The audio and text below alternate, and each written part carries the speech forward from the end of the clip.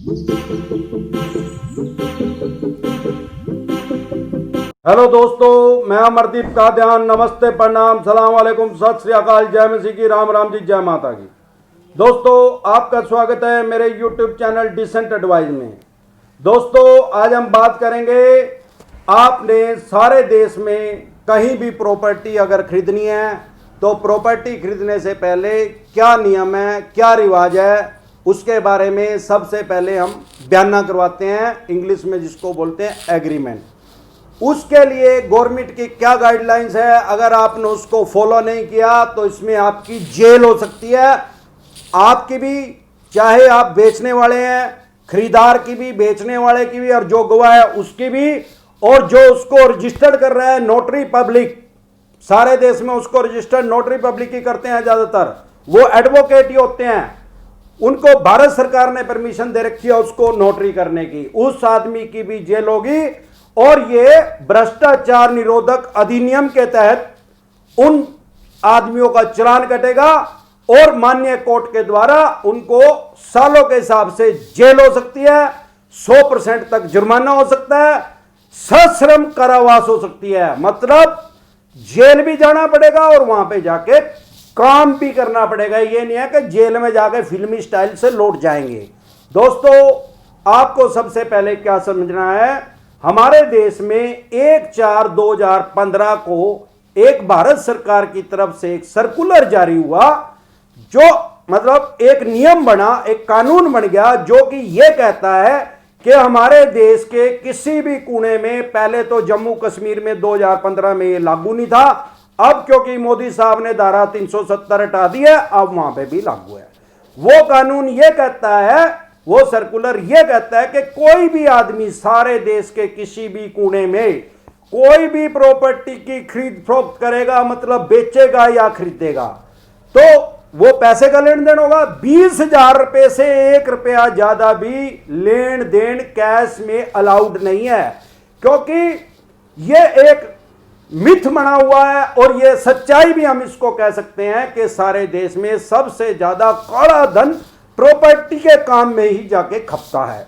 तो भारत सरकार की गाइडलाइंस ये है कि कोई भी आदमी 20,000 रुपए से ज्यादा कैश का लेन देन नहीं करेगा। किसी भी बयाने में 20,000 रुपए से ज्यादा कैश का लेन देन नहीं लिखवाएगा। अगर वो लिखवा दिया गया तो वो उसकी ऑफिशियली कोई वैल्यू नहीं है, वो वैल्यूलेस है, उसकी वैल्यू जीरो है, वो बयाना जीरो है लिखा हुआ। भारत सरकार की गाइडलाइंस ये कहती है, चाहे आप 20 लाख की प्रॉपर्टी खरीदो, 20 करोड़ की खरीदो, चाहे 200 करोड़ की खरीदो या बेचो, कोई दिक्कत नहीं है, परेशानी नहीं है। लेकिन जो भी आप लेन देन करेंगे उसको या तो चेक से करो, या आरटीजीएस करो, नेफ्ट करो, आईएमपीएस करो, ऑनलाइन तरीके से या चेक से। कैश लेन देन बिल्कुल अलाउड नहीं है। अब मेरे पास बहुत से मैसेज आते हैं, सवाल ये आता है कि कुछ आदमी ऐसा करते हैं कि बयाना लिखवा लिया, मान लो बयाना लिखवा लिया 25 लाख रुपए का, चेक दे दिया 10 लाख रुपए का, और 15 लाख रुपए कैश दे दिए, या कई बार वैसे भी लिखवा लेते हैं फाइनेंसर, भाई तूने बेचनी है यार, मैं आगे 10 रुपए फालतू की बेच दूंगा, या दे भी दिए। तो क्या हुआ, 10 लाख रुपए का जो चेक दिया वो तो आपके अकाउंट में लगेगा, वो तो सरकार की नजरों में आ गया। अब 15 लाख रुपए उसने कैश दे दिए, बयाने में लिखा गया 25 लाख रुपए। अब जिस बयाने पे ज्यादातर हमारे देश में आजकल हरियाणा में तो 2,000 रुपए का स्टाम्प पेपर निकलता है बयाना करवाने के लिए, आओ सरकार का कागज है। अब उस सरकार के कागज के ऊपर सरकार की ही गाइडलाइंस को तोड़ दिया गया, उसमें यह लिख दिया गया कि 10 लाख रुपए का चेक दे दिया और 15 लाख रुपए कैश दे दिए। दोनों पार्टियों ने मान लिया, तो इसका मतलब लिखते टाइम ही कानून को तोड़ दिया गया, कानून का उल्लंघन कर दिया गया। तो वो बयाना जो है, जो लिखा गया, वो यूजलेस हो गया, उसकी कोई वैल्यू नहीं है, वो वैल्यूलेस हो गया वो बयाना। अब वो क्या किया, उसकी नोटरी करवा लिया, एक गवाह हो गया, एक लेने वाला हो गया, एक देने वाला हो गया। अब क्या होगा, उसकी ऑफिशियली कोई वैल्यू नहीं है। अगर आपके साथ कोई ऐसा केस हुआ है, कई बार मेरे देखने में यह आया है कि 85 लाख रुपए लिखवा दिए भाई, पार्टी को दिए 60 लाख रुपए, आगे बेच दी जमीन 1.25 करोड़ रुपए की, तो मतलब 40 लाख रुपए का तो गैप वहां हो गया, और 60 के उससे लिखवा लिए 85, मतलब उसकी जमीन 60 लाख रुपए में लेके 1.25 करोड़ रुपए में बेच दी गई, जिसकी पेरेंटल प्रॉपर्टी है दादा परदादा की, उसको तो 60 लाख रुपए मिले, और जो आया फाइनेंसर 10-20 लाख रुपए देखे वो 65 लाख रुपए कमा रहा है। यहां तक भी मेरे देखने में आया। ऐसा अगर उस पार्टी को पता लग जाए जिसकी वो प्रॉपर्टी है, उसका खोपड़ा खराब हो जाएगा, उसका मानसिक संतुलन खराब हो जाएगा। अगर कोई आपके साथ ऐसा कर रहा है और आपने इस तरह से बयाना लिया है तो डरने और घबराने की कोई जरूरत नहीं है, उस बयाने की जीरो वैल्यू है। अगर उसने आगे कहीं बेच दिया गया, उसने आगे बयाने पे बयाना ले लिया उस पार्टी ने जिससे आपने ली थी, सॉरी जिसको आपने बेची थी, उसने किसी और के नाम कर दिया, तो आपकी कोई रिस्पॉन्सिबिलिटी नहीं है। वो आपका कुछ नहीं कर सकता 1% भी। वो उसको अगर कोर्ट में लेके जाएगा और कोर्ट में जाके कहेगा कि मैंने इसको 15 लाख रुपए दिए थे और 10 लाख रुपए का चेक दिया था, वो जो चेक दिया था वो भी एक किस्म से इनलीगल हो गया, उसको भी बयाने में कंसीडर नहीं किया जाएगा। वो ये नहीं माना जाएगा कि बयाने में 10 लाख रुपए दिए गए, वो बयाना नहीं माना जाएगा उस प्रॉपर्टी का, क्योंकि वो तो कागज ही इनलीगल कर दिया, उस आदमी ने गलत तरीके से उसको लिख दिया। वो एक अलग से मैटर होगा। वो 15 आपने लिए ना लिए मुझे नहीं पता, वो कुछ नहीं देना उसका, 15 रुपए भी नहीं बनते उसके। हाँ, वो 10 लाख रुपए का कोर्ट में जाके एक अलग से सिविल पेटिशन, 2 तरह के हमारे देश में केस होते हैं, सिविल और क्रिमिनल, दीवानी और फौजदारी। वो सिर्फ एक दीवानी का मुकदमा आपके ऊपर दायर कर सकता है। फॉर यूर काइंड इंफॉर्मेशन, हमारे देश में दीवानी के मुकदमे 4 करोड़ 10 लाख चले हुए हैं और एक और चल जाएगा। अगर वो आदमी 45-50 साल का है, हमारे देश में 30-35 साल केस चलता है माननीय सुप्रीम कोर्ट तक। इन जो ड्यूरेशन में अगर वो हिंदी होगा, वो भी हरिद्वार चला जाएगा और आप भी हरिद्वार चले जाओगे, केस वो खत्म। अगर वो कोर्ट में जाके ये केस करता है कि मैंने इसको 15 भी दिए थे और 10 भी दिए थे, वो भाई साहब उसकी तो फिर कोर्ट ही जेल करेगा। भाई कानून तोड़ दिया और कानून तोड़ के ही मान्य कोर्ट के अंदर जा रहा है और उसके ऊपर आरोप लगा रहा है, केस दायर कर रहा है। वो आपका कुछ नहीं कर सकता, उसकी कोई ऑफिशियली वैल्यू नहीं है।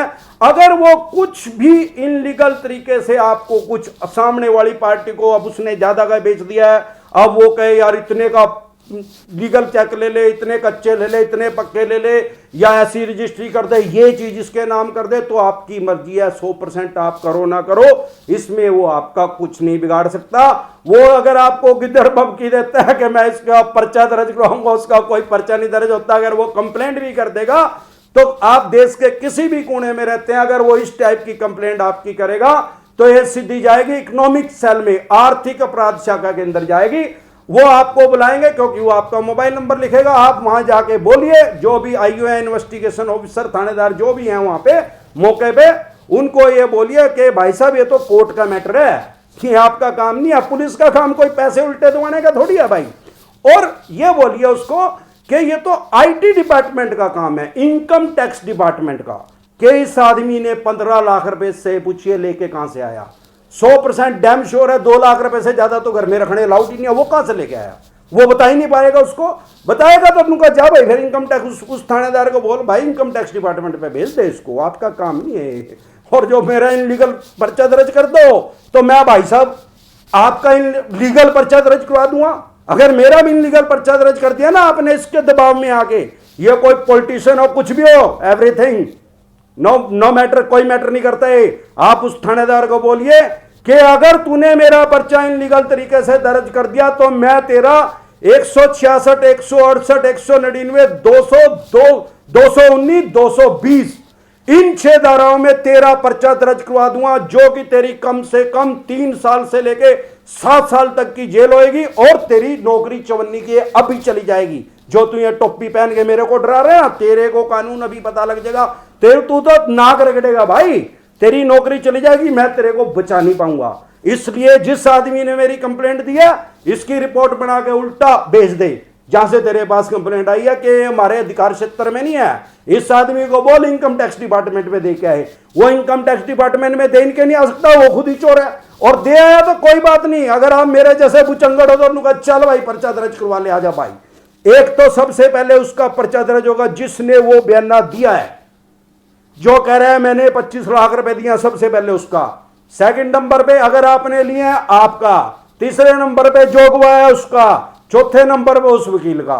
नुका आजा भाई, और ये सिविल का मुकदमा दर्ज होगा, कोई क्रिमिनल मुकदमा नहीं है, इसमें घबराने की जरूरत नहीं है। सेशन कोर्ट से आपकी जमानत हो जाएगी, नहीं सेशन कोर्ट से होगी तो हाई कोर्ट से 20-30 हजार रुपए लगेंगे, जो भी आपकी हाई कोर्ट होगी वहां से आपकी जमानत हो जाएगी। कोई दिक्कत परेशानी नहीं आए। आप इस तरह से ध्यान रखें, कोई भी बयाना लेते और देखते समय गवर्नमेंट की गाइडलाइंस को फॉलो करें। अगर गवर्नमेंट की गाइडलाइंस टूट गई है और कोई आपके ऊपर किसी भी तरह का सामाजिक या ऑफिशियल दबाव बना रहा है तो उसके दावे में नहीं आए। जो मैंने आपको धाराएं बताई हैं उसके अकॉर्डिंग चले, आपको कोई कुछ नहीं कर सकता। आज के लिए बस इतना ही, कल फिर मिलते हैं एक नई डिसेंट एडवाइस के साथ। तब तक के लिए आप मेरे चैनल पे अपना प्यार और आशीर्वाद बनाए रखें। वीडियो अच्छी लगी हो तो प्लीज लाइक करें, शेयर करें, सब्सक्राइब करें और बेल आइकन का बटन दबाना ना भूलें। नमस्कार।